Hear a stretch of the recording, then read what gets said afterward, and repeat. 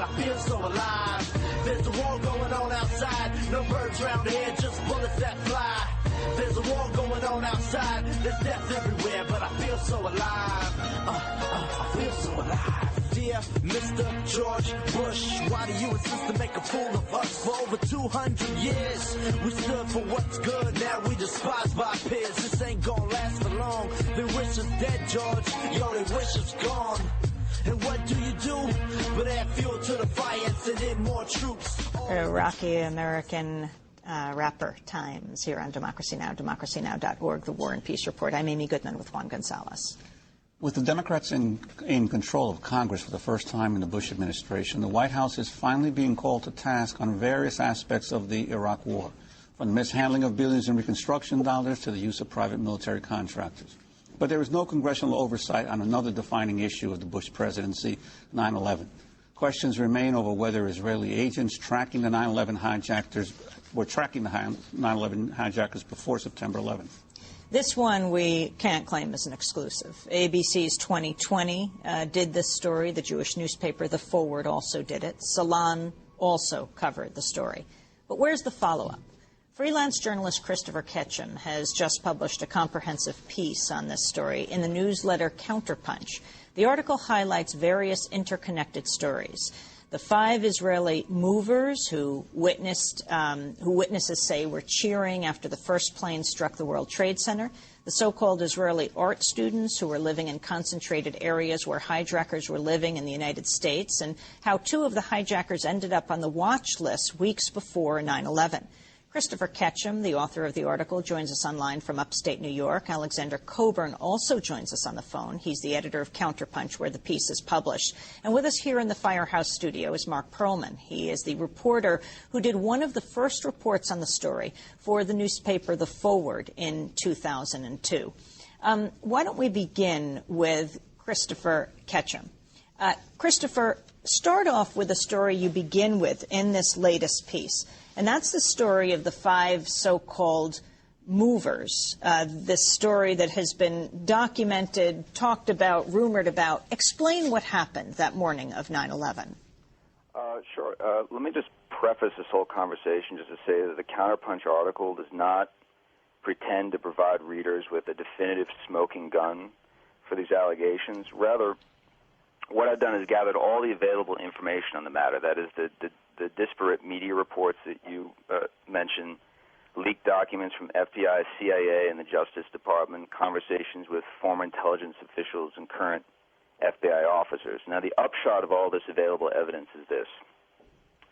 The Israeli government likely was conducting some kind of spy operation on U.S. soil in the run-up to the September 11th attacks. The purpose of the operation was to identify and track Muslim extremists, possibly including members of al-Qaeda. Now, the best evidence that we have for this is, in fact, the story of these 5 moving men. Now, 3 of these guys were seen on the morning of September 11th, just after the first plane hit the North Tower, quote-unquote, celebrating on the New Jersey waterfront. Now, I put the quotes around that because it comes from a FBI BOLO, or Be on Lookout, an alert that was put out regarding these men that day. The celebration apparently consisted of high-fiving, according to one FBI official, of holding up cigarette lighters as if they're at a rock concert. So remember, the plane has just hit the tower, exploded in the tower, and these 3 men are behaving rather oddly. Later in the day, they were picked up. 2 other men had apparently joined them in a van. The case was immediately handed over to FBI counterintelligence. The men were held for 71 days. They were repeatedly interrogated. They were, they repeatedly failed lie detector tests. And then after those 71 days was up, they were sent home, apparently under pressure, or because of pressure brought by the Israeli government and by certain players in the U.S. government, and the story sort of disappeared from there. I mean, 2020 covered this. Chris Ketchum, you say, you quote the officer who arrested them, named DiCarlo.